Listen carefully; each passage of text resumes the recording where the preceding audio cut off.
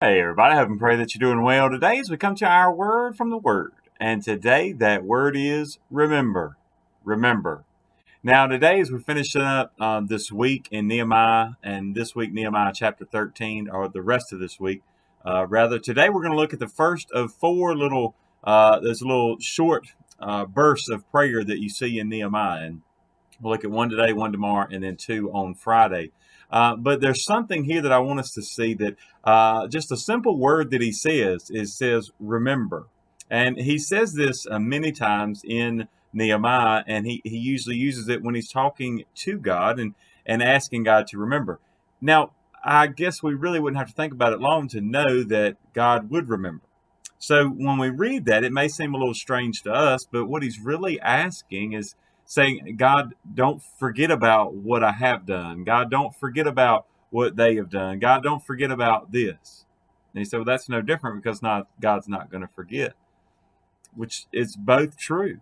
So what could it mean if he's saying this, right? It's the whole idea of saying, God, here's what I have to offer.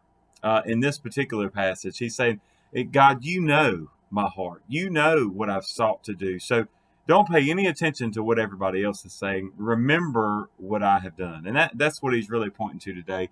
Nehemiah chapter 13, looking at verse 14, he says, remember me, O my God, concerning this, and do not wipe out my good deeds that I have done for the house of my God and for its services.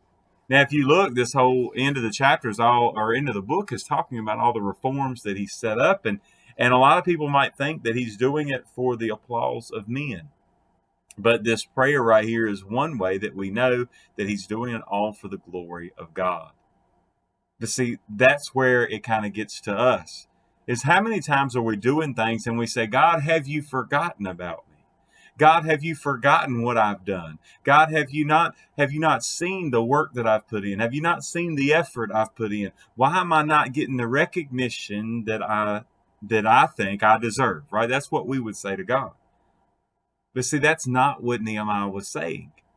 He wasn't saying, remember me in that sense. He was saying, God, remember the things that I have done for you, right? He wasn't looking for notoriety. He wasn't looking for fame. He was looking to do his job as governor, his job as leader of these people. Also, he wanted to do the best possible job that he could. And so when things were falling apart and he's trying to piece them back together, he's saying, look, I know these people maybe want to say a lot about me, but God, all I want is I want you to remember me.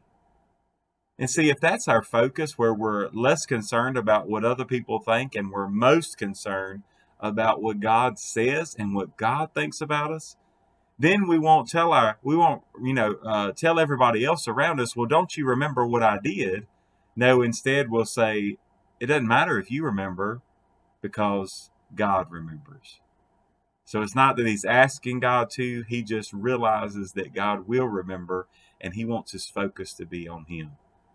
So today, I don't know what maybe this week, maybe what challenges you've had, and we all have those moments where we have doubts, and we have those moments where we want to say, God, are you even paying attention to what's going on? And that's sin filled and fear filled moments that we say that, and it's just the flesh talking.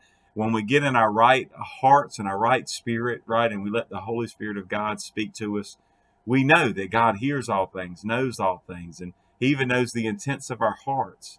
So in those moments, we can kind of say, like Nehemiah, look, I apologize, Lord, please forgive me. And it's almost as he's saying, please don't let my bad outweigh the good that I have done for your name. Now we know ultimately in glory it doesn't work like that, but it's in that same sense of saying, I hope and pray that these shortcomings of mine don't erase all the good that I've done. God, please remember me. I wonder what God would remember about you today. I wonder what God would remember about your sacrifice to him. I wonder what he would remember about the reforms you've tried to set up in your home or in your church or in your community or at your job, whatever the case may be. What is it that you've done that you don't care about if anybody else notices? You only want God to remember. It's definitely something to think about today. God bless you, and I pray you have a great, great day.